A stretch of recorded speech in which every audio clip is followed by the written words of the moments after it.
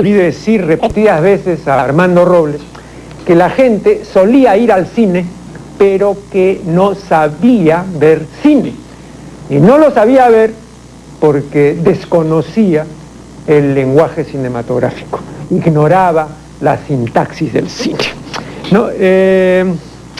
Para remediar, si quiere en parte, esta lamentable situación, se instituyó en 1977 un taller de cinematografía codirigido por Armando Robles y Augusto Geu. El taller inició sus actividades ese año, en el mes de marzo, y 10 años después amplió su horizonte y fue también taller de televisión, ¿no? Taller de cinematografía y de televisión.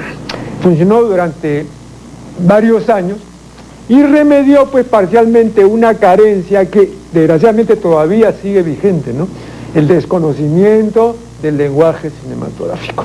Pero Armando, consciente de esta deficiencia y deseoso de seguir impartiendo saberes, está pronto a emprender una nueva empresa al respecto y precisamente ha venido hoy para noticiarnos sobre el particular. No, pues que no me queda sino darle la más cordial bienvenida y le cedo inmediatamente la palabra.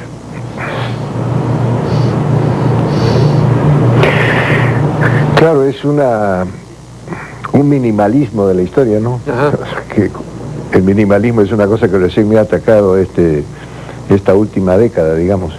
Hay mucho, es cierto lo que tú dices, no es todo, por supuesto, y conforme van pasando los años, voy descubriendo que efectivamente una de las características más importantes y que menos importancia se le ha dado al desarrollo de la cinematografía como lenguaje, como arte y como tecnología, pero más que nada como lenguaje y como arte, es su excesiva juventud. La cinematografía se viene a implantar en el mundo y a dominar todos los públicos en una forma como no hay ni siquiera proporcionalmente en el curso de la historia con respecto a otras artes o a otros lenguajes, siendo pues un pichón, ¿no? O sea, ¿qué edad tiene la música? ¿Qué edad tiene la pintura? ¿Qué edad tiene la dramaturgia? ¿Qué edad tiene la literatura? ¿No? O sea, son miles de años. En cambio, la cinematografía a duras penas tiene un siglo corto, porque ni siquiera es un siglo, a pesar de que cronológicamente comenzó pues el 85, pero olvídate, ¿no? De 1885, es mucho más joven. De manera que, pero generalicemos la edad de la cinematografía pues en un siglo.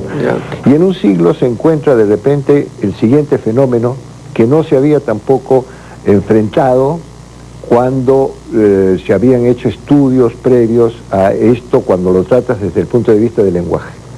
Y es que es el único lenguaje, al menos ateniéndome a mis conocimientos, el único lenguaje que proviene de una tecnología anterior. O sea, primero sale la tecnología y esa tecnología crea el lenguaje.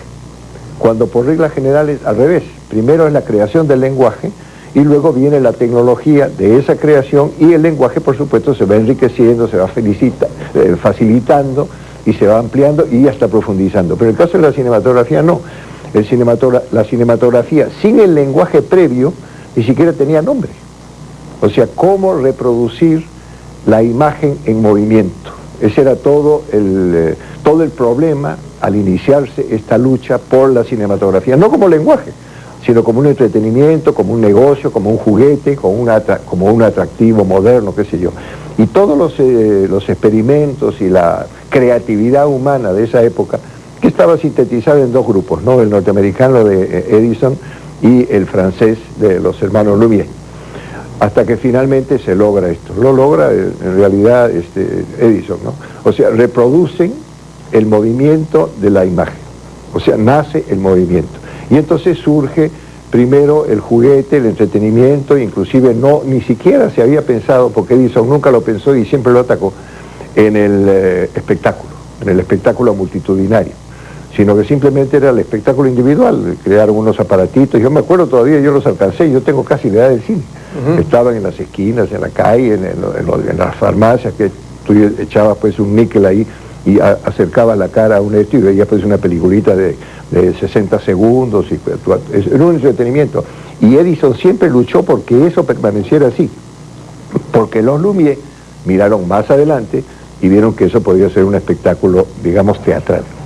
Y entonces ahí nació la conjunción, la primera conjunción interesante, importante, evolutiva, en que en un sitio donde la gente acostumbraba a ir a ver un espectáculo audiovisual, que era el teatro, una obra teatral o un concierto o un coro, qué sé yo, pero era audiovisual, ¿no? Y de repente, ¡pluc!, se metió de contrabando, se metió el cine, en el mismo sitio, en la misma sala a veces construida especialmente, pero siempre la misma, para ver un espectáculo visual. Y aquí es donde surgió el primer escollo. O sea, el público estaba acostumbrado a ir al teatro, a pagar su entrada, sentarse en una butaca rodeado por un montón de personas para ver un espectáculo audiovisual. Y de repente interviene este entrometido, ¿no? Lo bota a un lado y se pone a atraer la atención del público a un espectáculo visual, pero mudo. Faltaba el sonido. De esto se dieron cuenta todos, menos los realizadores. Inclusive grandes realizadores, Chaplin, Resnais, todos se oponían a la introducción del sonido en la cinematografía. Y entonces los mismos empresarios, los propietarios de las salas, en fin, lo que sea, introdujeron el primer sonido. ¿Y el primer sonido cuál fue? La música. Pusieron el famoso pianito, ¿no? Tú inclusive participaste una vez en un corto mío sobre este tema, siendo de pianista. Así es. Y que yo sepa, tú no sabes tocar el piano, ¿no? No, bueno. Y entonces introdujeron el piano y se le incorporó por primera vez en la historia de la cinematografía el sonido a este espectáculo, que volvió a ser audiovisual. Tú ibas a ver una película de la época mal llamada del cine mudo, porque mudo totalmente no lo fue. Y entonces tenían pues veían la película con el acompañamiento musical. Inclusive en esa misma época se previó en una forma sutil, en un hecho de la historia del cine que tampoco se ha popularizado mucho, se ha extendido mucho, y es que también se previó la limitación de este manejo, o de este estudio, digamos, mejor. Un estudioso, Krakauer, alemán, que había escrito uno de los tratados más amplios de esa época del lenguaje cinematográfico, contaba la siguiente anécdota de su infancia. Krakauer era muy cinemero y veía las películas en los cines de barrio, ¿no? varias veces la misma película, ¿no? Y entonces en ese cine que estaba cerca de su casa había un piano, como es lógico, y un pianista. Y el pianista era un pianista viejo, borracho, que tocaba sin siquiera ver la pantalla. O sea que no trataba de armonizar lo que estaba tocando con lo que estaba viendo, no, sino que se metía en su post-ebriamiento y tocaba. Esta embriaguez, entre comillas, dio lugar a que Krakauer viera la misma película con distintas músicas y se dio cuenta de que la diferenciación de una música a otra hacía variar el sentido de la película que estaba viendo. O sea, el significado, la semántica había variado porque uno de los elementos de esta semántica, que era el sonido, había cambiado. Yo creo que ese fue el primer descubrimiento y el primer paso hacia convertir el cine en un lenguaje audiovisual como eso es. Bueno, y este va a ser el primer corte para luego retomar esta interesante conversación con Armando Robles.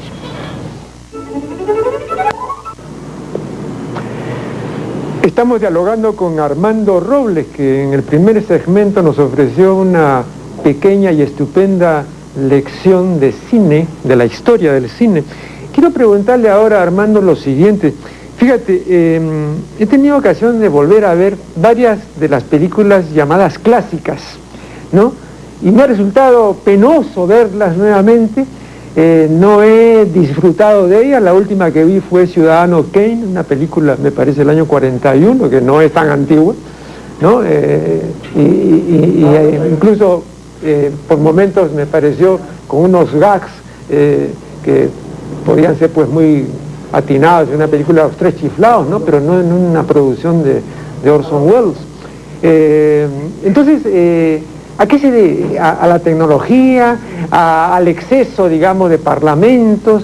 ¿A los argumentos muy enrevesados? No sé, ¿cuál es tu opinión?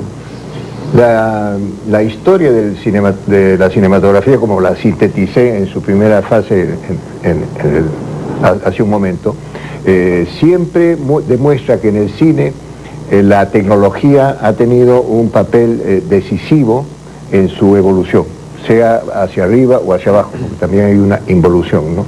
Entonces vamos a hacer una elipsis y pasamos de esa primera etapa en que el cine conquistó el teatro, ese ambiente donde se veían espectáculos audiovisuales, se hizo audiovisual, o sea, se incorporó la palabra y los ruidos y la música, que son los tres sonidos fundamentales del lenguaje cinematográfico, ¿no? Y se convirtió en un espectáculo teatral, ajeno a la voluntad del público de ver lo que quería ver.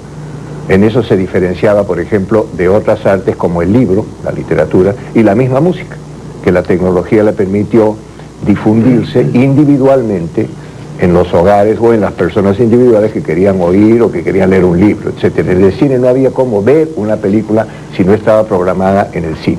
Y entonces, y ahora damos un gran salto, una elipsis bien de 60 años si queremos sintetizarlo en años, y llegamos a lo actual.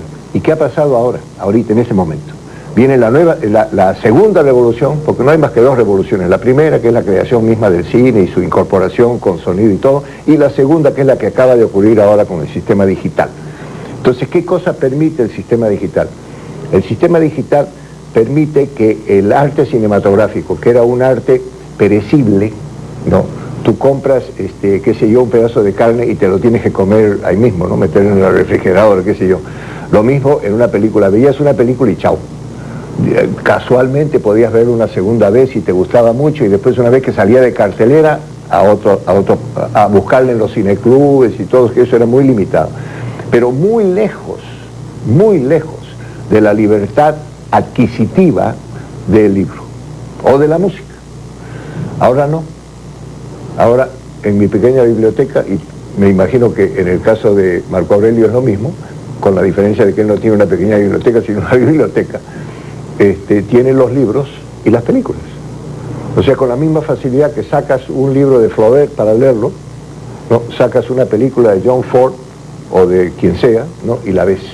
Eso cambió todo el asunto, inclusive desde el punto de vista económico, que está creando serios problemas y que todavía no saben ni siquiera en Estados Unidos cómo resolver por la cuestión de la facilitación de la piratería. Pero sí convirtió esto en una cosa que le permite a Marco Aurelio desilusionarse de, por ejemplo, para personalizar el caso, no es el único, Orson Welles, ¿no? El mito Orson Welles. Entonces, ¿por qué ha visto Orson Welles?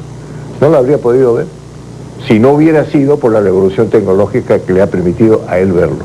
Y que me lleva a mí ahora, en esta última etapa que él mencionó al principio, de mi regreso a la enseñanza del cine, una cosa que partió de una iniciativa de Elvira de la Puente, que ahora está asesorando el Departamento Cultural de la Municipalidad de San Isidro, y me convenció de hacer un taller de cine, ¿no? Que lo voy a comenzar esta semana, ¿no? Un taller en el que voy a enseñar el lenguaje cinematográfico, pero el lenguaje cinematográfico ya visto desde esta nueva perspectiva, de esta nueva característica que, si bien ha enriquecido tecnológicamente el manejo de ciertos elementos semánticos y poéticos de la cinematografía, ha permitido también el cambio total de la difusión de esa obra de arte. O sea, esa obra de arte ya no depende de la voluntad casi siempre analfabeta de los distribuidores y de los exhibidores y de los realizadores también, ¿no? Porque ahora se ha multiplicado también la relación que hay entre la creatividad y la realización. O sea, la creatividad, mientras no se crea la obra, no existe, es una cosa potencial, pero antiguamente tenía que luchar contra unos elementos económicos muy fuertes que ahora son mucho más asequibles, de manera que muchachos pueden estar haciendo cine en este momento con costos muy bajos. Y tenemos acá mismo en el Perú, que es, en mi opinión, es prácticamente imposible hacer cine en este momento, porque no hay ningún apoyo, que debería ser lógico, como en todo el mundo, pero aquí no lo hay, lo han quitado, en fin, no sé qué pasa con la cultura en el país, ¿no? Está cayéndose al suelo, de repente nunca la ha tenido arriba. Y entonces, ahora con esta nueva tecnología, con un aparatito así chiquito, de este tamaño, tú puedes filmar una película, ¿no? No la puedes terminar, no la puedes exhibir, no puede llegar, pero puedes hacerlo.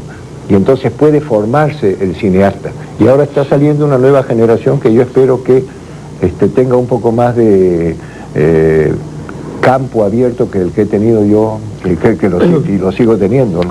Muy interesante lo que nos acaba de decir Armando, pero yo preguntaba concretamente por esas películas que vimos hace 30 o 40 años y que nos gustaron y que disfrutamos viéndolas realmente y que pudimos quizá verlas 2 y 3 veces, ¿no?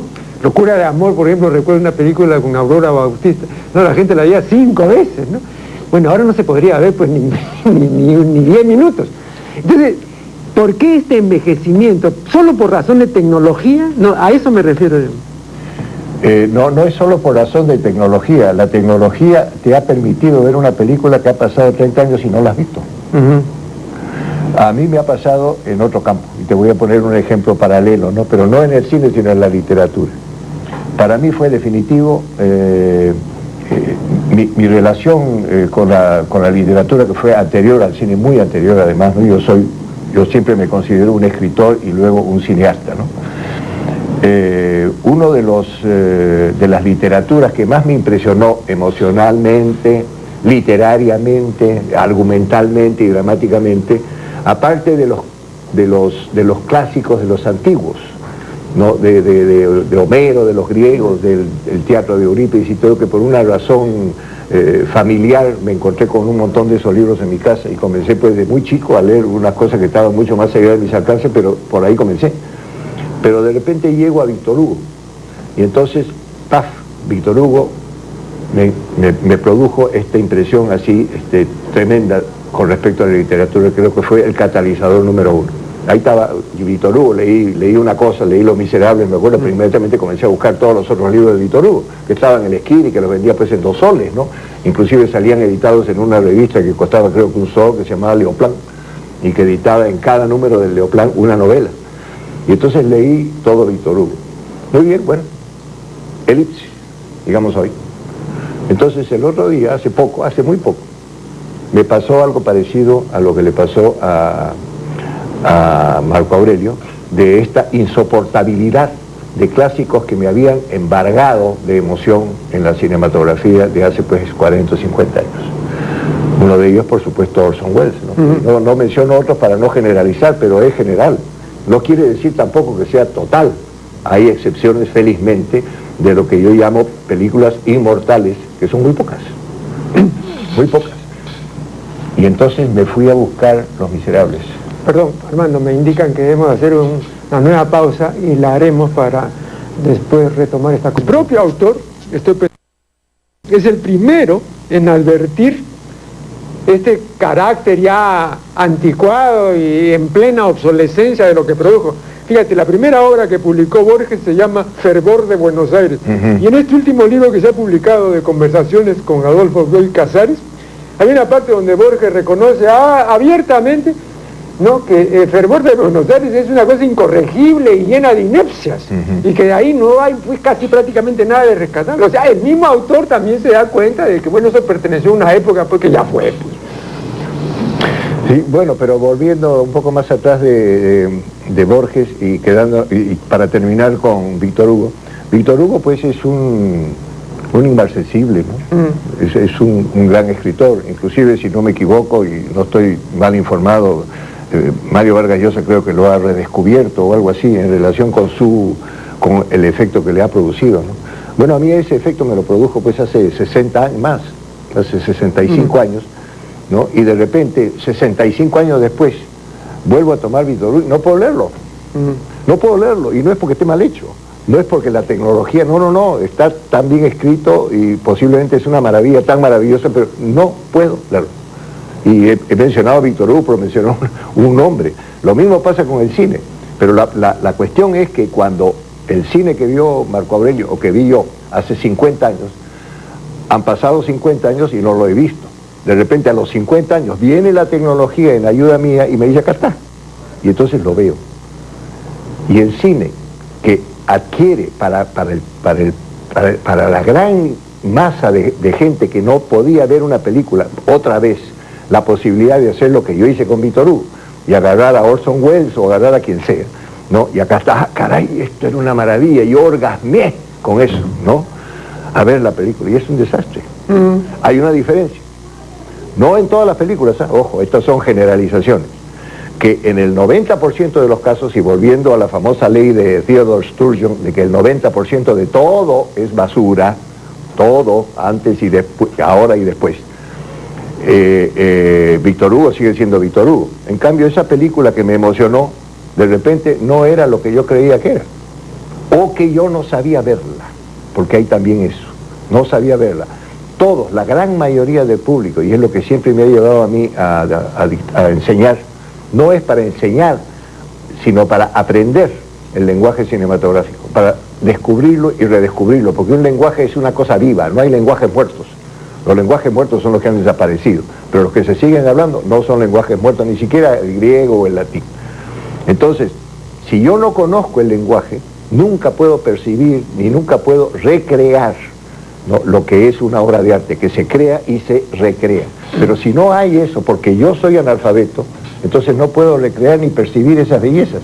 Y puede ser que eso también haya contribuido en mi época antigua, y en la época antigua de Marco Aurelio, que no es tan antigua como la mía, pero por pocos años creo, ¿no?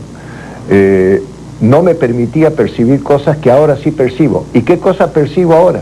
Percibo los errores, percibo las fallas, percibo aquello que no la hace inmortal, como es inmortal Mozart o Bach, o qué sé yo, Víctor Hugo, ¿no?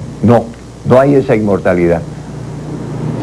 Bien, vamos ahora a pasar a otro asunto, que es la culturofobia, ¿no? El desafecto que profesa nuestra sociedad, y no solo nuestra sociedad, muchas sociedades, ¿no?, en relación con la cultura, es palmario. Ahora, ¿por qué este desafecto? Hay un artículo que publicó Armando en el año 2001 sobre este tema, y en una de sus partes dice lo siguiente: la cultura en el peor de los casos espanta, y en el mejor inquieta, y en todos los casos nos mueve el piso, positiva o negativamente. En resumen, la cultura no nos deja tranquilos en nuestro habitual estado sonambúlico de así somos. Esto es lo que dice Robles, y estoy en principio completamente de acuerdo con él. Sin embargo, me permitiría agregar lo siguiente. Los marxistas han subrayado, y creo que con razón, el hecho de que el hombre alienado, que no se da cuenta de su alienación, termina cosificado. Y el hombre cosificado tiene lo que Leopoldo Quiapo llamaría una conciencia fosilizada. Y el fósil, desde luego como forma de vida, ya no es recuperable, ¿no? El fósil ya no es un proyecto de vida, no puede serlo. El fósil es un hecho cumplido.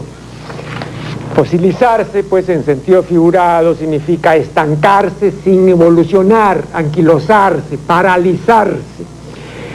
Una persona cosificada no reacciona ante la cultura. El alienado, consciente de su alienación, puede reaccionar positiva o negativamente, pero puede reaccionar. El cosificado ya no reacciona. Entonces el asunto me parece, pues, más grave, porque la cosificación es una realidad innegable y además indetenible, ¿no? Reaccionar ante la cultura, ¿no?, es un signo vital, pero no reaccionar es un signo de muerte. No, vean, en el siglo XIX el problema era averiguar si Dios había muerto o aún tenía vida. Según Nietzsche, Dios había muerto. En el siglo XX, a mediados del siglo XX, y esto lo ha señalado muy bien Erich Fromm, el problema ya no era ese. El problema era, como dice Fromm, averiguar si el hombre todavía tenía vida o si ya estaba muriéndose, ¿no? Bueno, una pregunta que aún sigue vigente y es enteramente válida, ¿no? Ahora nos podemos preguntar eso mismo.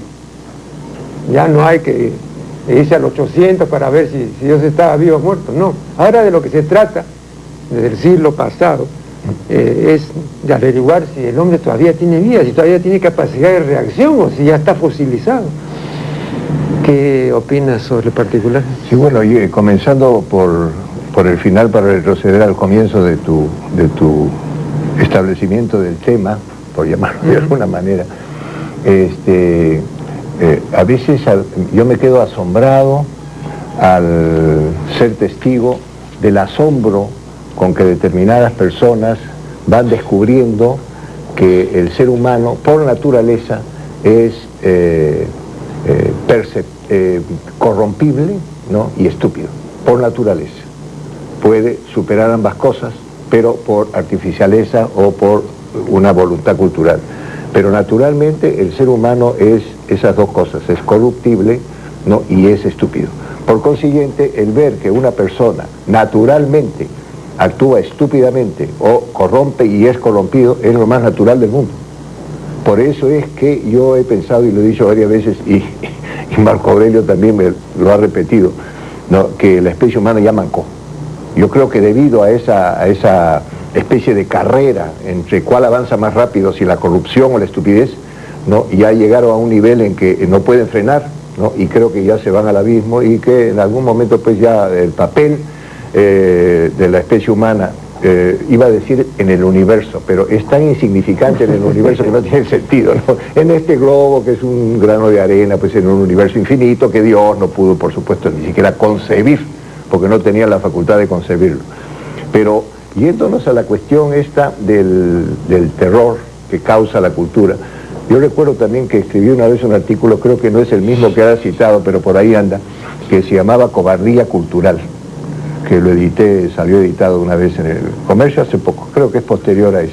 Y ahí en la Cobardía Cultural explicaba cómo lo desconocido tiende a cierto número de seres humanos producirles miedo, producirles espanto. El miedo, yo no creo que el miedo es negativo, yo creo que el miedo tiene dos caras, y tiene la cara positiva. El miedo en primer lugar es una señal de defenderse, ¿no? de defenderse contra un peligro. Lo terrible, lo destructivo es la cobardía ante el miedo, porque el hombre valiente no es que no tiene miedo, el hombre valiente es el que tiene miedo y muchas veces más miedo que el cobarde. Lo que es abyecto, lo que es imperdonable es la cobardía, y la cultura produce esa acción de cobardía, de espanto ante lo desconocido, porque la cultura es desconocida.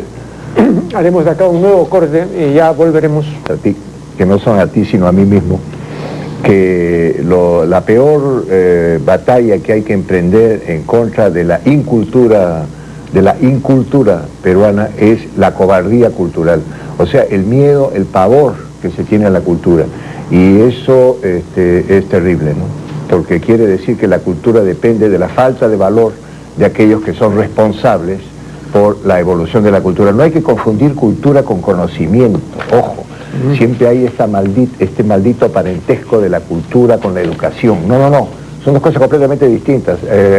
Wolfgang Amadeus Mozart no fue un solo día a ningún colegio, ¿no? Y creó la música. La creatividad es cultura, el aprendizaje es educación.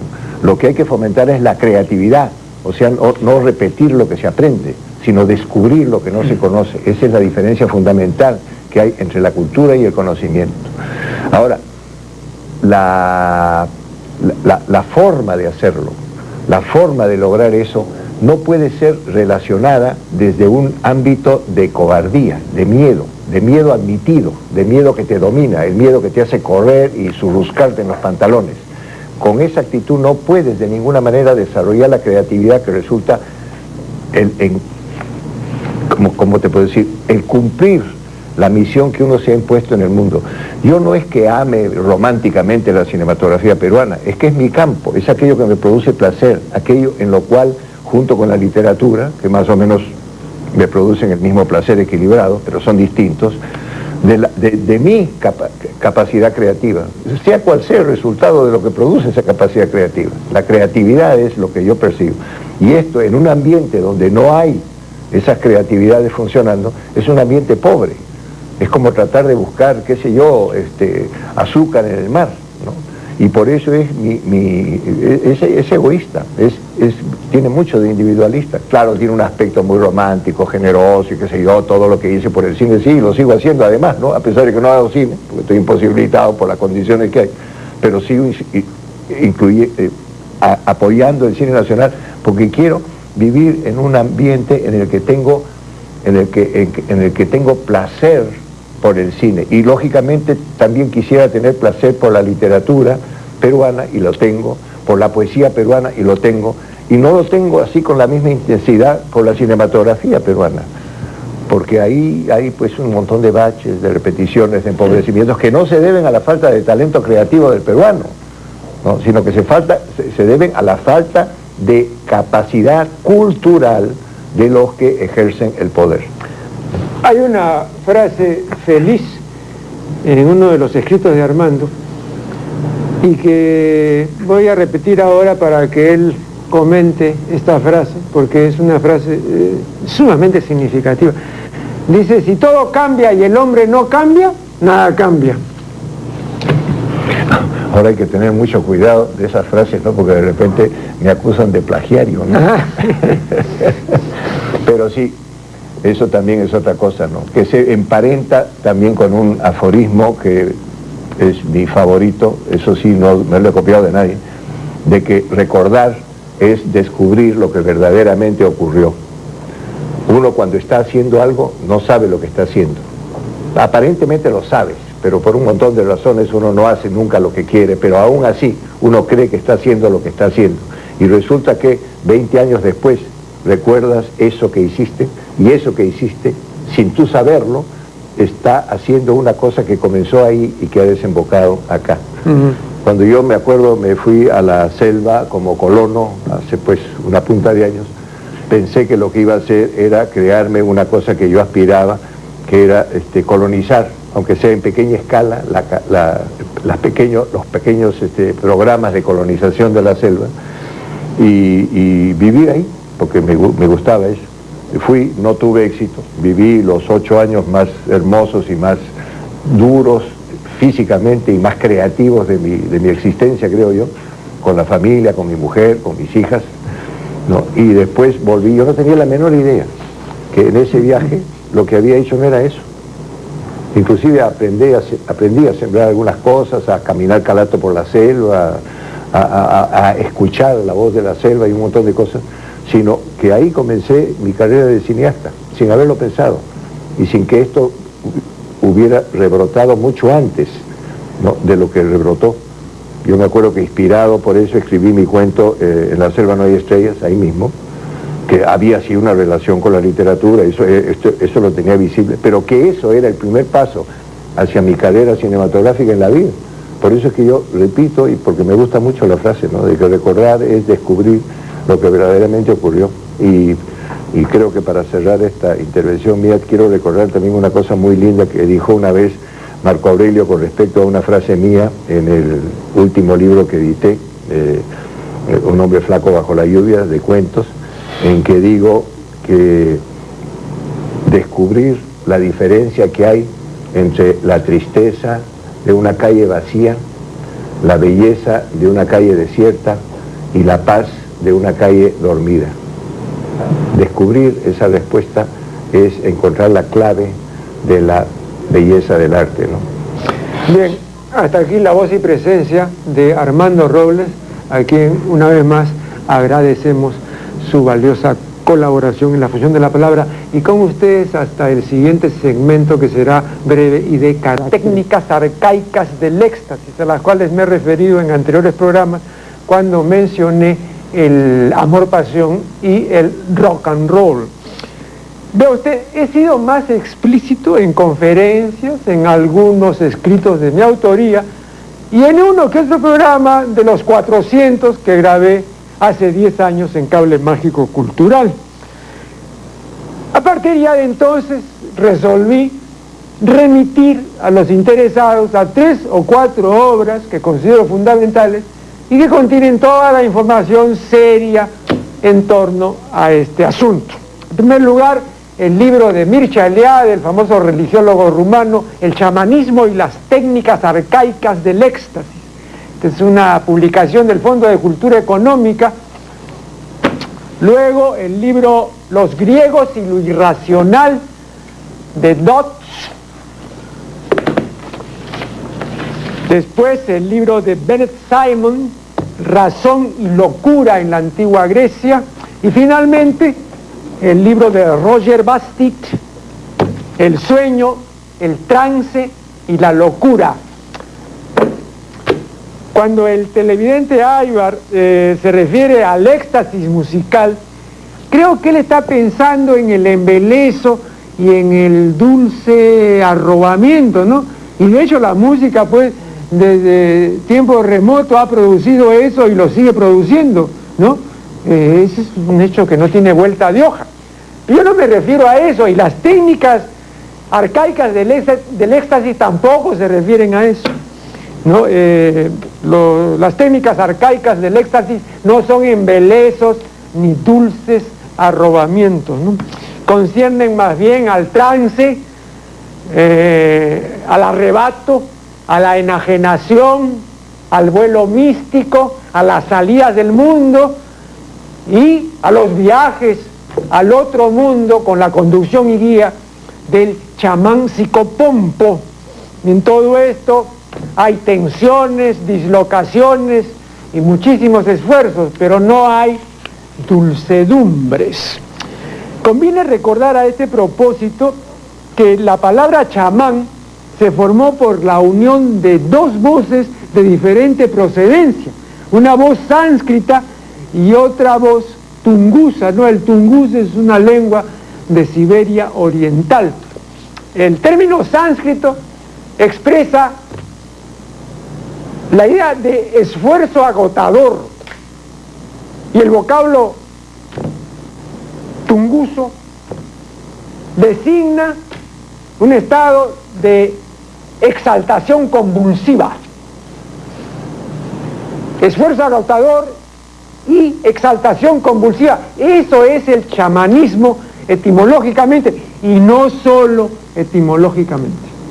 Por eso este emparentamiento con el rock, porque en el rock, ¿no?, hay toda una vocación, hay todo un designio de reactualizar estas técnicas arcaicas del éxtasis. Un empeño dificilísimo en un mundo secularizado, en un mundo ya ni siquiera posmoderno, sino, como dice Lipovetsky, pues hipermoderno, ¿no? Es muy difícil, pero de hecho el rock es un fenómeno mundial, ¿no?, que compromete a muchísima gente, sobre todo gente joven, y que tiene un carácter religioso. Lo que pasa es que este carácter religioso tiene esta vinculación, este parentesco con la orgía en la antigua Grecia y con todo el chamanismo, que también es un fenómeno sumamente difundido, ¿no? Traer pues la orgía en un mundo desacralizado y querer reactualizar las técnicas chamánicas es un esfuerzo ingente. No digo que sea imposible, ¿no?, pero me parece que el rock está comprometido en ese esfuerzo. Bien, ahora rápidamente algunos libros que he recibido. En realidad solamente hay un libro y los otros son folletos. Aquí el folleto de Eugenio Hernández Carreño, Felipe Pinglo Alba, 18 páginas. Luego de Bruno Mendizábal, Extravío personal, 41 páginas. Luego Poemas a Carmen, de Alfonso de Silva, ¿no? Una linda publicación de la Universidad San Martín de Porres. Y acá en el colofón dice: este libro se terminó de imprimir. Señores, no es libro, es folleto, porque tiene 47 páginas. El folleto es la obra impresa, no periódica, que tiene más de 4 páginas y menos de 50. Y este tiene pues 47, entonces es folleto. Después, una publicación de la Sociedad Peruana de Derecho Ambiental, que es esta publicación, Sembrando el Futuro, ¿no? Aquí el editor principal, el editor más importante, el editor de mayor jerarquía, no como dice acá el editor general, no, acá han puesto, porque es una edición bilingüe, no, editor in chief. Editor in chief es el editor principal, es el señor Walter Musto. Este sí, el libro tiene 103 páginas, está profusamente ilustrado. Y en anteriores oportunidades yo he criticado a Musto, y creo que con razón. Pero esta vez debo elogiarlo, porque esta obra ha sido hecha con diligencia y con buen gusto. Dos factores importantísimos que desgraciadamente no se echan de ver con frecuencia en las más de las publicaciones nacionales, ¿no? Pero yo no regateo méritos, ¿no? Ni tampoco yo ahorro encomios, porque esta vez sí no se han cometido errores que además eran fácilmente corregibles, ¿no? Entonces yo tengo la satisfacción de ver pues que ahora sí las cosas están como deben estar y me complace eso. Después finalmente el Comercio está publicando una colección titulada Museos del Mundo, ¿no? Este es el tercer tomo. Debo advertir que el Comercio no me ha enviado esto, ¿no? El Comercio nunca me envía nada, porque yo le he criticado muchísimas de sus publicaciones que eran criticables por varias razones, ¿no? Pero esta no, esta está bien, ¿no? La recomiendo, repito, esto lo he comprado con mi dinero, a mí no me lo regala el Comercio, ni ninguna editorial además, ¿no? A las que quieren mandan, pues, ¿no? Pero está bien, y acá me entero de algo sumamente interesante para que vean ustedes cómo ha evolucionado la museología, la museografía y la museística, ¿no? O sea, toda la conducción, arreglo, disposición, toda la ciencia y administración de los museos, ¿no? Vean, aquí hay un dato sumamente interesante.